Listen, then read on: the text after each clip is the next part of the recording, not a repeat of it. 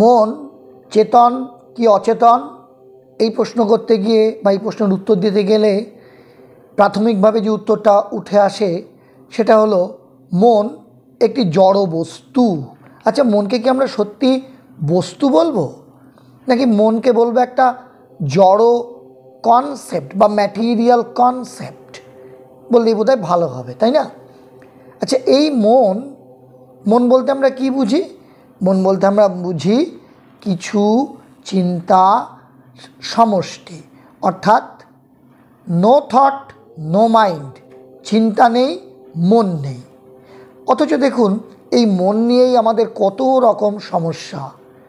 সর্বত্রই বলা হয়, আধ্যাত্মিক জগতে তো বলাই হয়, বা আধ্যাত্মিক প্রক্রিয়ার ক্ষেত্রে তো বারবার করে বলা হয় যে মনকে নিয়ন্ত্রণ করো, এবং সমস্ত কর্মে বা সমস্ত ক্ষেত্রে সফলতার জন্য মনকে নিয়ন্ত্রণ করা কিন্তু অতি আবশ্যক। আচ্ছা, এই মনকে নিয়ন্ত্রণ করা কি খুব সহজ? একেবারেই কিন্তু না। আমরা বিভিন্ন শাস্ত্রে, বিভিন্ন মনীষীদের মুখে, এমনকি আমাদের বিখ্যাত শাস্ত্র যেটি গীতা, শ্রীমদ্ ভগবদ্ গীতা, সেখানেও কিন্তু শ্রীকৃষ্ণ অর্জুনকে বলছেন, অর্থাৎ অর্জুনের বক্তব্যকে সমর্থন করেই বলছেন যে মনকে নিয়ন্ত্রণ করা সত্যিই বেশ শক্ত। অর্জুন যখন বলছেন মন তো বায়ুর মতো চঞ্চল, এদিক ওদিক ছুটে ছুটে বেড়ায়, একে নিয়ন্ত্রণ করব কি করে, তখন শ্রীকৃষ্ণ কিন্তু অর্জুনের কথাটাকে অ্যাকসেপ্ট করে নিয়ে, অর্থাৎ সাপোর্ট করে নিয়ে বলছেন, সত্যি অর্জুন, এটা কিন্তু নিয়ন্ত্রণ করা সত্যিই শক্ত, তবে তার উপায় আছে। উপায়টা কি জানো? সেটাও শ্রীকৃষ্ণ বলে দিচ্ছেন। বলছেন উপায়টা হলো যে অভ্যাস। সেই জন্য শ্রীকৃষ্ণ বলছেন যে অভ্যাসেন তু কৌন্তেয় বৈরাগ্যে ন চ গৃহ্যতে, অর্থাৎ অভ্যাস করতে করতে বৈরাগ্য আসবে। বৈরাগ্য আসবে মানে কি সব কিছুর থেকে বিরাগ আসবে? বিরাগ বলতে অন্য কিছু নয়, অভ্যাস করতে করতে মনকে একটা নিয়ন্ত্রণে, একমুখিতায় আনা সম্ভব হবে। অর্থাৎ মনকে নিয়ে বেশি ভাবনা চিন্তা করলে হবে না, অর্থাৎ তখনই এসে যাবে যে মন আর আমাকে চালিত করবে না, আমি মনকে চালিত করব। এখন আসুন আমরা জেনে নিই যে কিভাবে মন আমাকে চালিত না করে আমি মনকে চালিত করব। এই প্রসঙ্গে আজকের আলোচনায় আমরা স্বামী সোমেশ্বরানন্দের কিছু বক্তব্য এখানে তুলে ধরব। স্বামী সোমেশ্বরানন্দ বলছেন যে 10 মিনিট চুপ করে বসে লক্ষ্য করুন মনকে। যখন দেখবেন মনে অতীত ভবিষ্যতের চিন্তা নেই, তখন একটা আছি অনুভব থাকে। এই আছি বলতে কি বুঝি?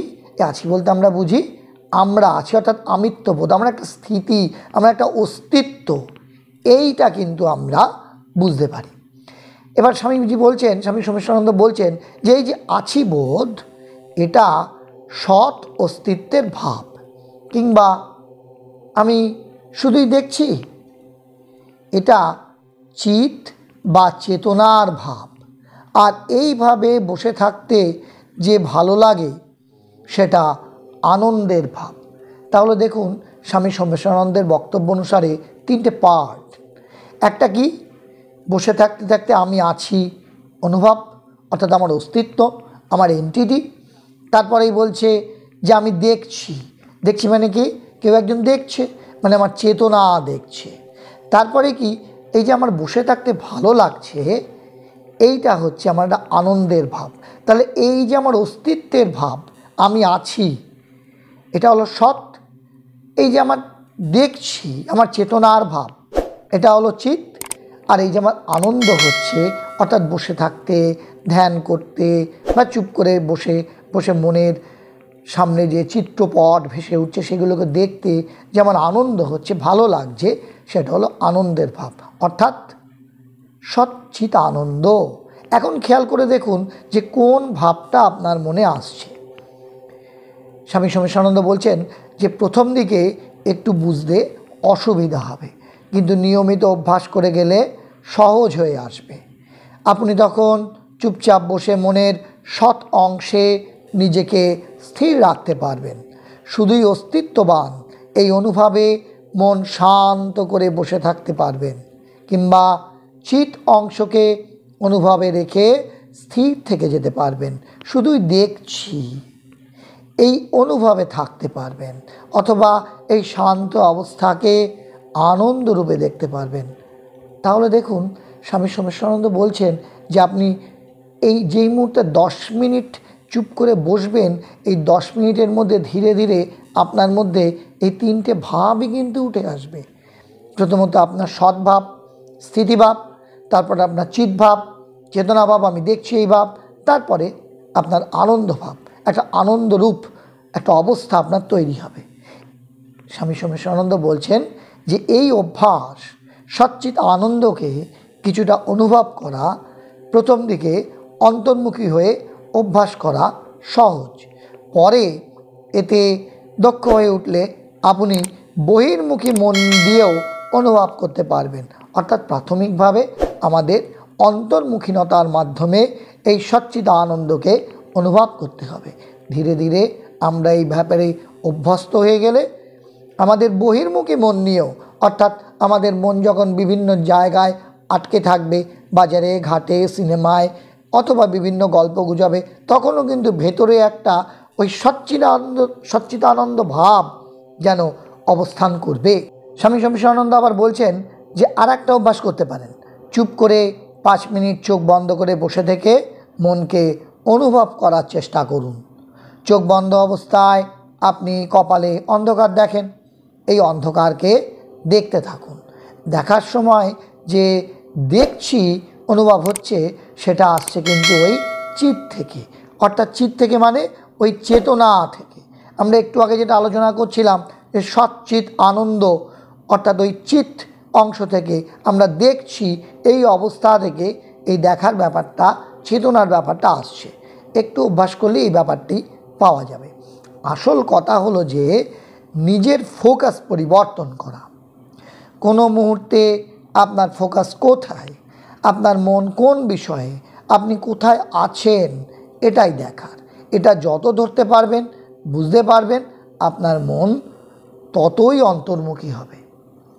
অর্থাৎ আপনি এই সচ্চিত আনন্দ, এই কনসেপ্ট বা এই বিষয়ে ধারণা করতে করতে আমি আছি অস্তিত্ববোধ, আমি দেখছি চেতনাবোধ, আমি আনন্দ অনুভব করছি বা আনন্দে রয়েছি অর্থাৎ আনন্দবোধ, এই 3টে কনসেপ্ট একসঙ্গে মিলিয়ে মিশিয়ে যখন আমরা অভ্যাস করব, তখন আমরা খেয়াল করতে পারবো যে আমাদের মন কোনটায় ফোকাস করছে। আমি আছি এই বোধেই ফোকাস করছে, নাকি আমি দেখছি চেতনাবোধেই ফোকাস করছে, নাকি আমি এই যে আছি দেখছি মিলিয়ে মিশিয়ে একটা আনন্দ অনুভব এখানে ফোকাস করছে। এই 3টে দেখতে থাকলেই আমার মন ধীরে ধীরে অন্তর্মুখী হবে। ঠিক এই রকমই বলছেন স্বামী সোমেশ্বরানন্দ। তাহলে বন্ধুরা, আজকের আলোচনায় আমরা প্রকাশ করলাম যে কিভাবে মনকে অন্তর্মুখী করবেন। অর্থাৎ আমাদের যে মন বিভিন্নভাবে সব সময় বাইরের জিনিসের প্রতি আকৃষ্ট থাকে বা বাইরের জিনিসকে নিয়ে আঁকড়ে বসে থাকে, সে বহির্মুখী মনকে কিভাবে অন্তর্মুখী করা যাবে এবং কিভাবে সহজ সাধনার মাধ্যমে এইটাকে অভ্যাস করা যাবে। এই অভ্যাস করলে আখেরে কিন্তু আমাদেরই লাভ, আমাদের ভীষণভাবে কনসেন্ট্রেশন লেভেল বাড়বে। সঙ্গে সঙ্গে কি বাড়বে জানেন? সঙ্গে সঙ্গে বাড়বে আমাদের একটা সুখানুভূতি, আমাদের একটা ফিয়ারলেসনেস, একটা অকুত ভয়, আমাদের মধ্যে একটা অপার শান্তি। তাহলে আজকের এই আলোচনা যদি আপনার ভালো লেগে থাকে, তবে অবশ্যই আপনার পরিচিত জনেদের মধ্যে শেয়ার করে দেবেন।